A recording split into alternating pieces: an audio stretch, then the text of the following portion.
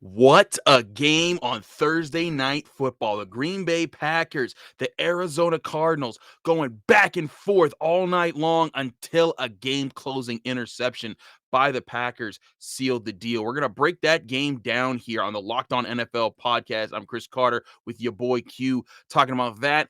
Who's the top dogs across the country? We're looking at the Bengals as one of the teams that are in that mix. And of course, we'll give you our top 5 picks of the week, looking at all the games on the Week 8 slate here in the NFL. We thank you for making the Locked On NFL podcast your first listen every day. We are freely available on all platforms. And this episode of the Locked On NFL podcast is brought to you by McDonald's, proudly serving communities since 1965. McDonald's has been more than just a place to get tasty, affordable food. It's an unofficial community center. A big thank you to our friends at McDonald's for always being there. I'm loving it.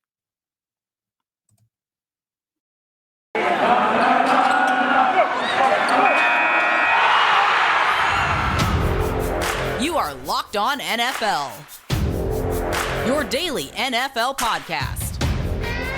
Part of the Locked On Podcast Network, your team every day.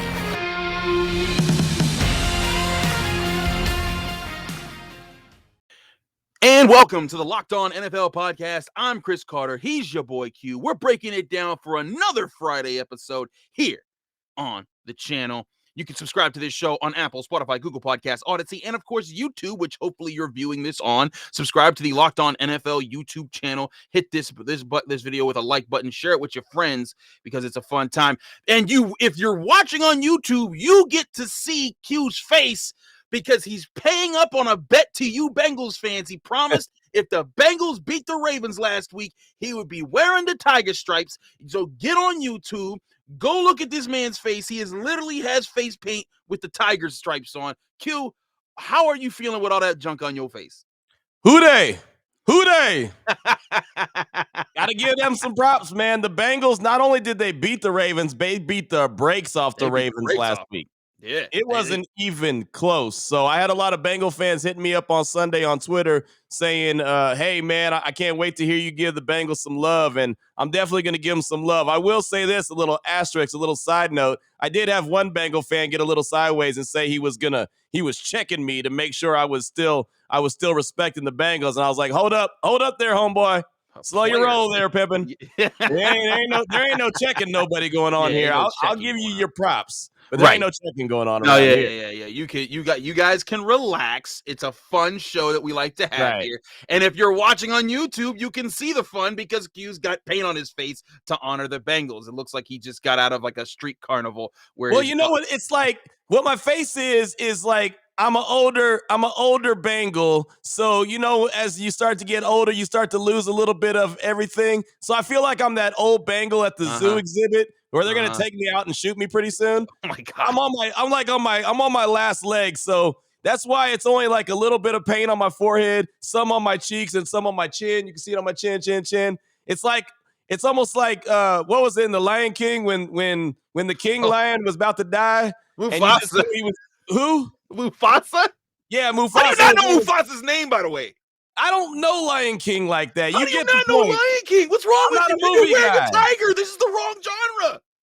I'm not a movie guy. Oh my God! You don't have to be a movie guy to like the Lion King. What? I was giving a little example so you understood why I look little like half painted and half not painted. It's because I'm on my last legs. And he looks like Mufasa when he gets thrown off. Anyways. There are Packers fans that are like, why aren't you talking about our win? So let's get to their win. Yeah. This was a huge win. We're going to get back to those tiger stripes in just a minute, and you're not knowing the Lion King. But the Packers win 24-21 against the Cardinals in Arizona. A huge win here. And this was a great game. This wasn't your typical like Thursday night football, like two bad teams matched up. This was a rare like 6-1 versus 7-0 game where these two teams were playing at a high level, and they played at that high level. Aaron Rodgers, 22 of 37 for 184 yards, 2 touchdowns in a night where he didn't have Devontae Adams. He found ways to make it work. His top leading receivers were Aaron Jones and Robert Tonyan, a running back and a tight end. Kyler Murray on the other end, 274 yards the year, 2 touchdowns, or well, excuse me, 0 touchdowns, 2 interceptions. But the running game got going with James Conner getting 2 scores, Chase Edmonds getting a score. This was an impressive game on both sides, and big plays to boot all around. Early in the game, I thought there was one of the plays of the year. DeAndre Hopkins on a deep ball is running Yeah. down the sideline, and while the ball's in the air, he stops. Like, he stops, and the cornerback who's looking at him and not looking for the ball thinks that, okay, this is where the route's going, and bites on that. And Yep. then DeAndre Hopkins speeds up, goes down the field, makes the catch, and scores a touchdown. He would get called back because he did grab the guy's face as he stiff-armed him on the way into the end zone. But I was just like, holy smokes, that's why D-Hop is my best receiver in football right now. He's a fantastic player. He goes up and gets the ball, but he also runs routes like that. It was fantastic. But this came down to the Cardinals having a goal line stand to keep the Packers out, and then driving down the field, and then Russell Douglas getting that pick on Kyler Murray. Q, we've had some really good games this year. Is this the game of the year? I don't know if it's the game of the year, but it was fantastic. For everything that you just said, it was great. Great way to start week 8 of the NFL season. And a game where the Packers, you thought that they were against all odds because of, you don't have your guy out there. You don't have Devontae Adams. You have other guys that are out there. Defensive coordinator was out with COVID. I mean, they had so many chips stacked against them, and they still found a way to win this game. And DeAndre Hopkins, I think him not being in the game for a lot of it for Arizona was a big factor in why they struggled. And he even snuck into the game. Cliff Kingsbury said after the game that he checked himself into the game, Yeah, he did. not with the coach's permission. It didn't look like he was too happy about that, but I get it, man. He's a gamer, and you can see how important he is for the success of the Cardinals. It just wasn't their night, and Aaron Rodgers is Aaron Rodgers. He's a stud, and now the Green Bay Packers improved to 7-0 without Devontae Adams out on the field. Who would have thought they would have been 7-0 without Devontae Adams on the field? That's crazy. And I wouldn't have thought that. That man's the big Exactly. playmaker. But again, this shows the prowess of Aaron Rodgers. Yeah. By the way, it always helps also when you win a turnover battle 3-0 like the Packers did. Sure. But Aaron Rodgers out here, again, not superb numbers, but just his command. And this is one thing that I always get on, because there's certain people that'll say, oh, such and such had a good game or great, because they'll read the box score and they'll say, Right. okay, he had 400 yards, or like if they look at this box, they say, oh, he had 184 yards. That's nothing. He didn't have a big, but it's about the command in situational football. And when the game was on the line, key third downs, key plays to keep drives alive, and to get the ball, the ball moving for the Packers, you saw Aaron Rodgers coming up in those situations. I mean, third down, 6 of 14 on the night, slightly better than what the Cardinals had. And I'm just very impressed by how balanced this Packers team is when Aaron Rodgers is at the helm. Yeah, no doubt. I was very impressed by just the whole overall performance of the team. Again, they went in there knowing that everyone counted them out. I just knew the Cardinals were going to improve to 8-0, and well, it shows what I know. I mean, man, the Packers went in there into Arizona and took that victory. They had a lot of fans there in attendance. You got to give them props as well for making it almost feel like a Packer home game. It was just an all-around great performance by the Packers. And I'll tell you, I know that Arizona had an opportunity to go win that game at the end. I still don't think that they got the call right on the goal line for the Packers anyway. I felt like the Packers had already got into the end zone. That would have salted the game away, but officials ruled them not in the end zone, and I don't think there was enough evidence to overturn that, but they did. So Arizona had a chance. Kyler Murray had a chance to really improve on his legend and go 99 yards to beat the Packers. That would have been hell of a storyline. We would have been talking about something completely different right now, but Rasul Douglas makes the big play, and A.J. Green, I don't know what planet he was on at the end of the game. He was in the end zone blocking when he should have been in the end zone trying to do what he does, which is catch passes. And that's one. If DeAndre Hopkins could have checked himself in for one play, That play. that's the one he should have checked himself in for. Man, and that's the thing. How different are we talking right now? If AJ Green looks the right way, because he didn't even look the wrong way. He didn't look at all. Didn't look at all. That's what made that play so bizarre. And if he just looks or turns his head around, even if he doesn't catch it, he probably at least gets a hand on it and makes it so that Rasul Douglas can't pick that ball off. And then the Cardinals get another chance at this. And at worst, they're kicking a short field goal and most likely going to overtime in this. And we're probably recording this podcast at like 2 a.m. instead of midnight Eastern time. So actually, thank goodness, thank you AJ Green for not doing it, because I would not want to be up that much later. But huge game for the Packers to win. They now vault themselves into consideration to be the best team in the NFL. The Cardinals were the last undefeated team in the NFL. There are no more teams with that 0 in the loss column. And now there's a question: who are the top dogs in the NFL? Well, we're going to assert that, including the team that has made Q put face paint on himself Uday! to look like Uday! a tiger. We get it. Calm down. I have to read It's the a ad read. Bengal. It's not a tiger. Same thing. It's not the same Okay, thing. they're not the same thing, but we know they have the Tigers are in stripes. Detroit. They have the stripes. Okay, Bengals are in Cincinnati. that's not the difference. That's not the difference. There's It is the difference. there's an actual like animal difference that where there's a Bengal tiger and there's a regular tiger. Anyways, you're wasting my time. I have to get to McDonald's. This episode is brought to you. This episode of the Locked On NFL podcast is brought to you by McDonald's, where Q is not welcome so long as he's wearing that face paint around me because he's gonna keep screaming "Hooday" at me. Psych, mom, come on in. Come in, Q. But McDonald's has been proudly serving communities since 1965. It's also been more than just a place to get tasty, affordable food. It's where friends and family can come to reconnect. It's a place where classmates can meet up for a study group, knowing they have dependable Wi-Fi and an endless supply of French fries and McFlurries. Win or lose, it's a place where teammates, competitors, and the home team or the away team can come to recharge. It's the place where you always look forward to stopping at on a long road trip to rest your legs and refuel. I'm sure there's a lot of Packers fans who, on their way back to Green Bay, there were a lot of Packers fans in the Arizona stands, out there at University of Phoenix Stadium. I bet you there's a lot of Packers fans that are traveling and they're going to get some McDonald's at the airport, McDonald's on their way back. But that's part of what McDonald's is. It's a place for everyone to come and refuel and reconnect. Visit your local McDonald's today. I'm loving it. Hooday!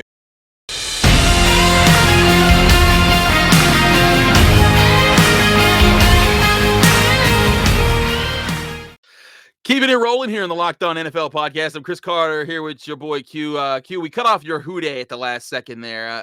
There you go. You got it back in there. But Hooday is right. The Bengals have earned their respect, and it's funny. After week one, we were chastised by a Bengals fan. You didn't believe in us, and now it's just, we believe in you. We're not saying we don't anymore. And they've earned this stage right now. Q. They are at 5-2, the 1 seed in the AFC after 7 games. It's been very impressive. But the question is, Q, where do all these teams stack up with each other? Now, they're the 1 seed because there are 4 5-2 teams in the AFC right now.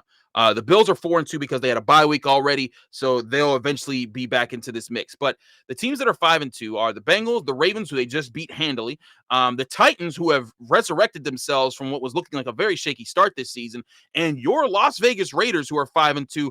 All those teams playing very well. Now, we talked about the AFC teams last week, so we don't want to just make it the AFC teams this week. We got to look at this NFC because they got a bunch of really good teams too. The Cowboys at 5-1 with they have bye week. Otherwise, they might be in this conversation as well. But the Packers now at 7-1 after this win on Thursday Night Football. Tampa Bay, the Buccaneers at 6-1. The Cardinals at 7-1. All these teams right now are jostling. They're going to make it a really tough time for us to make these power rankings for the Locked On Podcast Network when this next week comes out. But Q, where do the Bengals stand among these teams? Are they a top 5 team right now? A top 3 team? A top 2 team? How far up do you put them? You know, I got to give them a lot of props, man. They've earned those props, man. After going on the run that they've gone on and defeating the teams that they have, especially the Ravens, the way that they handled their business, man. I love what Joe Burrow's doing. Of course, Jamar Chase is going to get a lot of the headlines, but the Bengals, man, where they're really buttering their bread, in my opinion, is on the defensive side of the ball, man. Their defense is top notch. Their defense is making life difficult on every other team in the league. So I got to say that they got to be in the top 5 in the league. I'd put them in the top 5 in the league right now. Now in the AFC, I'd put them in the top 3. But in the league, I would put them in the top 5. I think they've earned that, again, on the strength of their defense. I didn't see it coming. I don't think anyone saw it coming. Even Bengals fans didn't see it coming because you just didn't know. But how could I can give it to them now. Sitting at the record that they have, I can give them much props. And, hey, I guess they knew what they were doing when they made the decision to go out and get Jamar Chase. Great 1-2 punch with Joe Burrow. Of course, they got more guys like T. Higgins as well. But I'm impressed, really impressed. The reason why I got this paint on my face is not because of Joe Burrow and Jamar Chase. It's because of that defensive side of the ball. So I put them in top 5 in the NFL in general. I think that's fair to do right now. Now, the only thing is, though, is that you got all these other teams that we're still figuring out who everyone is. You're Yeah. right. This Bengals defense has been very good, but one thing that I always look at it for testing a defense is how do they do? Okay, you put up a few good like 5 or 6 games here. Let's see how they keep doing as the year goes on. I think this Bengals team will be able to stand up to the test and put up a fight. But They're number 4 in the league, right? Their they're defense, I think, is number 4 in the league. They're number 4 in the league, and they've put up some really good numbers. But there's other teams who have defenses that are figuring it out week after week. The Titans defense, I thought, was going to be a really weak spot all season long. Yeah, They're it's getting still not better. they're still not ranking up there or anything, but they've Right. gotten better. There you go. They Like you have. said, they are competing out there. They've had a really good, especially the last 2 weeks with some of the plays they've made. The Raiders defense, they get pressure on you, they Getting cover, better. they're Yeah. fast, they're getting better. The Cowboys defense, and maybe it's just Devon Diggs, maybe it's just Diggs interception every single game. Yeah, they But create turnovers. They my, create a bunch of turnovers. That's Mhm. that's how the Cowboys butter their bread. Their defense isn't that great, but Diggs is special, and they find a way to get the ball out, which and is Micah Parsons. huge. Micah Parsons also in that mix Yeah, as well. Both of them being major playmakers. But the Packers showing, hey, we can make big plays too on defense. yeah. They had a big interception from Russell Douglas, and again, like you said before, they've been missing Devontae Adams, and they're out here like it doesn't matter. Aaron Rodgers is like, you know what? You don't want to spend a first rounder on wide receivers every year. I don't care. I'm still going to find ways to make it work. They've been remarkable, and then of course there's the Super Bowl champion Buccaneers at 6-1. This is a really good year for the NFL. A lot of really good teams, and some of them coming from really competitive divisions. The AFC North. Parity. Parity, exactly. The AFC North, you've got the Bengals and the Ravens at 5-2. The Browns are right behind them at 4-3. The Steelers are only a game behind the Browns at 3-3. Yep. This is a very exciting year. I think that we're all kind of just. I think people are overlooking the significance of how many well-constructed teams there are in the NFL right now. No, I agree. And I love the fact that it's not just the usual suspects. Like, I mean, you look at Kansas City and they're at the bottom of the AFC West. I mean, you got the Raiders and Chargers battling at the top of the AFC West, the Titans on top of the South, the Yep. Bengals and Ravens at the top of the North, the Bills on the East. It's not the usual suspects. Of course, the Buccaneers, you expect them to be there, but the Cowboys, I expected them to be winner in that division. But man, they're playing dominating football right now, And so when they have that game this week against the Vikings, that's going to be a tough one. But it's a game I expect them to win. I mean, they're playing some damn good ball. So yeah, there's a lot of good football teams that weren't necessarily great football teams a year ago. Absolutely. We're really intrigued to see how how this season continues to progress. All right. Off the top of your head, no piece of paper, no work here. Give me your top 5 NFL teams right now, Q. Okay. Wow, that's tough. I would say that the number one team. Oh man, especially because I'm a prisoner of the moment. I just saw what happened with the Cardinals and the Packers. I had the Cardinals at number one last week. I'll flip them. I'll put the Packers at number one. I'll put the Cardinals at number two. I'll put the Titans at number Ooh. three. Okay. Put the Bengals at 4 and the Bills at 5. Man, we're very similar here. I got the Packers at 1 because they won this game. Yeah. I'm gonna keep the Cardinals at 2 because I do think that you lose. It's like if Alabama lost to Georgia, or Georgia lost Right. to Alabama. It's like, how mad are you at them for that loss? Right. I've got the Rams at 3 because I think that they're a very complete team. Yeah, they are damn good. I mean, they're just so good right now. I've got the Buccaneers at 4 and the Bengals at 5. I actually think the Bengals have played really good football to this point. So no And Titans and no Bills? that's tough, man. It's tough. I think the biggest thing is, like you said, is recency bias. The Bills get a dub this week. They might shut out the Dolphins for a third shutout. They'll vault Yeah. themselves right back up right into the top 5. But it's just kind of like, hey, they had a bye week. And from what I've heard, the Bills are mad. Like they are so Right. frustrated at the way that they lost, and they've had 2 weeks to sit on it. Those top 5 will probably change after this weekend. Well, and the Rams, they barely beat the Lions last week. Remember, This is they true. This they is almost true. got Jared Goff. He almost got his revenge on He the almost got Rams. his revenge game. That is very true. That is very true. I look at the Rams at being a much more complete team than I think many people give them credit for. Darrell Henderson's playing at a very good level for the running back position. That defense is phenomenal. Matt Stafford is fitting in better than you and I ever gave him credit for so far. It's still a long season, but But those are our top 5. Who is your top 5 in the NFL? Let us know on Twitter at your boy Q254 at Carter Critiques if you want to reach out to us and hit us up. We're gonna give Let me you ask you our. this before we take Oh, a break. Let me okay. ask you Go ahead. this. Go ahead. If you had to pick one team from the NFC and the AFC to represent right now, who would you pick? Woo! I mean, I guess I'm a liar if I say that the Bengals weren't that team, but I'd go back to I'd say eventually because I'm doing right now who the top 5 teams are, Right. and the Bengals are in that power ranking spot. But I do think that the Bills are the most complete team in the AFC right now, and I think that they're going to be the team that comes out on top in the AFC when all's said and done, as long as they stay healthy. And who right now, man, it's hard for me to I like what the Cardinals are doing. I like what the Packers just did. But I feel like Aaron Donald and those Rams, they are going to be a real tough team when it gets late in this season. Defense wins championships, and I think they got too many playmakers on defense to lose some of these big games later in the season. We'll see, though. So if I had to pick 2 right now, Bills and Rams, who you got? I think I would go with Cowboys and Bills. I think That's those would fair. be the 2 I pick. The Cowboys, again, they create a lot of turnovers. I don't know if that's sustainable, but I really believe in the weapons that they have there in Dallas, and I like what Dan Quinn's done with that defense. And I mean, you said Micah Parsons earlier; he's been a godsend for that defense, and of course Trevon Diggs is a stud. And then the Bills, I'm like you. I think they're the most complete team, even though I don't have them ranked as high in my top 5. I just think that when push comes to shove, and it came down to it, who's going to be the best team to represent and play in the AFC in the Super Bowl for the AFC? I just go with Buffalo. So those are the 2 best teams. But I'm not trying to discredit and disrespect the Bengals because they're representing who they.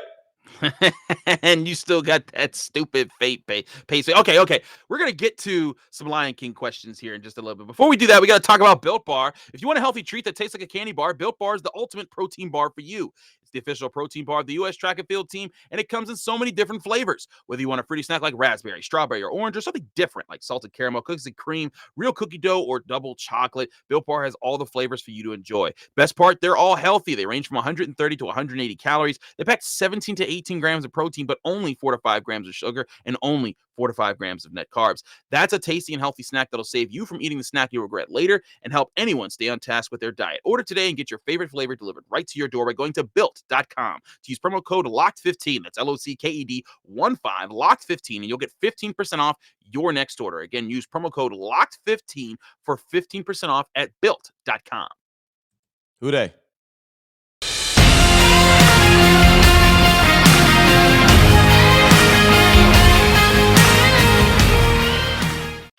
Back here on the Locked On NFL podcast, I'm Chris Carter here with your boy Q. And Q, okay, before we get to our picking our top 5 games of the weekend, what you mean you don't know who Mufasa? You know who Simba is, right? Yeah, Simba was his little cuddy, right? Man, you said that real, like I don't know, like Chris might be playing me here. Yes, he was his son. How do you not? Oh, It's the I didn't Lion know he was his King. son. I You thought he have was his little kids? homeboy. I thought he was his homeboy. Oh, you thought he was his homeboy. Oh my gosh. I don't know. I don't watch those movies. You have kids. That's right. The kids watch the movies. I Well, don't you watch had to the be a kid dad. movies. What kind of mess is this? So like you don't know what the circle of life is or none of that stuff. Circle of Life. Nah, man. Wow. This is why you have problems. This is why you think delusional thoughts like this, like Steelers Nation isn't a thing. This is why you have no Not a credit in thing. anything else that you talk. It's not a thing. Ask the Bengals. Bengal fans will tell you that it's not a thing either. Oh, really? They'll tell you that Bengals with the fans got history my they've back had, now. with the history they've had getting destroyed by the Steelers. Okay. Yeah, I'm sure the Bengals fans Who would they? back you up. Show some respect. Put some respect on their name. But we do. We put this respect on their name, and you put some respect on your face. Apparently, that's what happened there. That's Man. right. But hey, anyways, let's get to some of our games of the weekend. We've got a few of them lined up for y'all. Let's start off with an NFC South showdown. It's a 3-4 Panthers at the 3-3 Falcons. Man. The Fighting Matt Rules, they were your boys, Q. They were your boys. And they went from 3-0 to 3-4, losing 4 straight. The Falcons, on the other hand, have rebounded to get back to 500. Now, part of this is Christian McCaffrey. He's been hurt. That's a big problem, and they paid him a whole bunch of money to be the center of that offense. Sam Darnold has turned from the carriage back into the pumpkin, and now everyone's kind of looking at him like that's why the Jets let you go. Right. It wasn't just New York. I'm going with the Falcons in this game. They're the home team. They've been playing better football, and I think the Panthers have been spiraling, as has Sam Darnold. But are you sticking with your Matt Rule boys one more time? I'll tell you, man, the Matt Rule train is starting to slow down, man. I'm really disappointed in what he's been able to do on a 4-game losing streak, like you mentioned. It's been a big time disappointment. Christian McCaffrey injured, not a surprise as far as I'm concerned. I don't know what he's got to do to get right. Sam Darnold doesn't seem like he's the answer, but he benched him last week, and then he called him the starter this week. So I'm assuming that maybe that's going to light a fire under Darnold. I'm going to rock with the Panthers one more time, man. Matt Rule's my guy. He's making me look bad, but I'm going to rock with him one more time. There you have it. And another division rival game. This is a game I will be covering.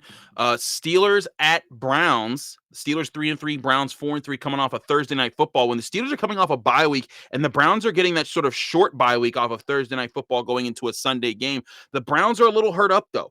Jadeveon Clowney has 3 different injuries. He hasn't been able to practice this week. Nick Chubb coming off an injury. Baker Mayfield coming off an injury. Lots of questions there. The Steelers on a 2-game winning streak coming off a bye week. Q, what do you think is the result of this game? Is Nick Chubb, I mean, and they saw with Dearness Johnson last week, they were able to run the ball all over the Broncos without any hesitation. Do you think that the Browns keep up the pace and go to 5-3, or do you think the Steelers get some payback for their playoff loss from last season? This one's in Heinz Field, right? No, this isn't First Energy Stadium. This is in Cleveland. Okay. That does change the game a little bit, but I don't believe in the Browns. I really don't. I don't believe in Baker Mayfield, even if he isn't injured. I'm not a big Mayfield believer. Ever since Oklahoma, I thought he was great in Oklahoma. I haven't thought he was that great in the league, but that's another conversation. I think that the Browns beat the brakes off the Broncos because the Broncos aren't very good. They're on a 4-game losing streak as well, and they let a third-string running back beat them and a pedestrian at best backup quarterback in Case Keenum. I just don't think that the Steelers are going to fall for that banana in the tailpipe. I think Mike Tomlin, as you very well know, got a little fired up at his presser earlier this week. I got to give him a lot of respect for that. So I think Mike Tomlin gets those boys right, and the Steelers come out with a victory. I'm right here with you. And also the Steelers are fired up about it. Joe Hayden talked about it, I think, on Wednesday at camp. And we were asking him, and like I was right there. And he was like, listen, man, that got me fired up. He's like, I wanted to run through a wall. And he said other Steelers players want to run through a wall for Mike Tomlin. They're like, that's our coach that's out there. Yeah. And let me tell you, when Mike Tomlin's looking around and he says, anybody else got any other college questions? You're sitting there saying, no, we do not, Mr. Tomlin, sir. But it was a crazy day. But we're both there. The Steelers getting a win, and a little bit of revenge against the Browns. They'll go to 4-3. Browns fall to 4-4. Moving along here, AFC South showdown. Titans at 5-2 at 3-4 Colts. The Titans playing red hot. The Colts can't figure them out. Don't know what's going on half the time, but there's times they're randomly competitive. They almost took the Ravens, but then they blew that game. They're at home. They absolutely need this game to keep their foot in the mentions of the AFC wild card race and to stay within reach, because if they win this game, they would be 1 game behind the Titans. But I don't think that's going to happen. Derrick Henry's too good of a running back. This Titans team is figuring some things out. They're also figuring out if you just give the ball to him more, you're going to succeed. The Colts, I don't think Darius Leonard, heck of a linebacker. I don't think him and this defense are ready for what's coming. You know, it's funny. I think that the Titans, they've come off a couple big wins in a row. They're showing their muscles. They're flexing their muscles. They're getting their Derrick Henry on and showing them how beastly they could be. I think Indy's going to take this game, though. I really do. The upset special. Hey, man, Carson Wentz is playing better than a lot of people expected him to play, including myself. I know it's not going to be pretty. I think it's going to be sloppy, but I think Indy finds a way to win this one. You know, the league is weird where there's always games that you feel really confident about, and then the other team wins. I kind of got that gut feeling. It could be gas, but I got that gut feeling that Indy's going to be that team you're going to see after the game on Sunday and say, damn, how did they do that? I think they take down the red hot Titans. I think they show us a little something. So I got Indy in this game. That's our first split this week. That's a really interesting one right there. So Indy, you got the Colts, I got the Titans. Let's move along to some 4:00 games, to a 4:00 game. NFC South showdown. 6-1 Buccaneers at 4-2 Saints. Now, some people might think, why do we care about this game? Well, the Saints have a good record right now. Also, the Saints swept the Buccaneers last year when Drew Brees was playing horribly. So I look at this as an opportunity for, like, you know what? Maybe does Sean Payton say, I got the formula to beat these guys, and I'm going to show the world that we still got. Q's not even letting me set him up. I'm trying to set you up to get there. And he's like, Chris, don't even build any further. Just let me smack this whole thing down. The Buccaneers are crushing them. Yeah, no, they don't. Did you see that Monday Night Football game against Seattle? I saw that. Those wide receivers stink. Jameis I like Jameis. I root for him to do well. but he's not working with a lot there. Those wide receivers there in New Orleans, they stink. I mean, they got Kevin White still running routes out there. I didn't even know Kevin White was still in the league until that Monday Night Football game against Seattle. I'm telling you, that was bad football. The Saints found a way to get a dub, but just bad football all around, man. So I think Tampa Bay is going to give them the business. Jameis ain't going to be eating no dubs. He's going to be eating an L on Sunday. I'm right here with you on that. So we're both going Buccaneers. Final game, Sunday Night Football. 5-1 Cowboys, 3-3 Vikings.